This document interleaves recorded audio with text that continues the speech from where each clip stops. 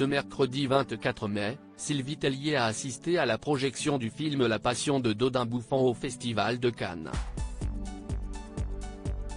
Le problème, si est que l'ancienne directrice de Miss France a été victime d'une lourde chute sur le tapis rouge. Chaque année, les stars envahissent la Croisette pour assister au Festival de Cannes, événement incontournable dans le monde du cinéma. Mais les vedettes du grand écran ne sont pas les seules à fouler le tapis rouge. Pour attirer les projecteurs, les partenaires financiers conviennent régulièrement des reines de beauté et autres influenceuses, ce qui a le don d'agacer les puristes. En attestent les nombreuses critiques dont a fait l'objet Iris Mittenard, ancienne Miss France puis Miss Univers, après avoir été aperçue à la montée des marches du film Le Retour de Catherine Corsini, le 18 mai.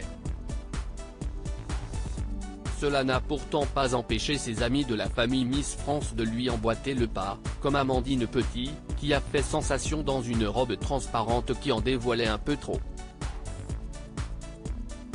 Ce mercredi 24 mai, c'était au tour de Sylvie Tellier, ancienne patronne du comité Miss France, de fouler le tapis rouge de Cannes. La compagne de Laurent a assisté à la projection du film La Passion de Dodin Bouffant dans une longue robe argentée composée d'une traîne, qui mettait en valeur sa silhouette longiligne. Le problème si est que cette pièce, bien que sublime, lui a donné du fil à retordre et lui a même valu une belle chute devant les photographes. Sylvie Tellier se prend les pieds dans sa robe chaque année, les stars ont toutes la même crainte, se faire remarquer pour un accident de robe ou une belle chute. Lorsque l'on monte les marches de Cannes, il est donc essentiel de bien rester concentré. Mais ça, la maman de Margot, Roméo et Oscar l'avait manifestement oublié. En effet, celle qui avait succédé à Geneviève de Fontenay à la tête de Miss France a été victime d'une lourde chute alors qu'elle gravissait les marches.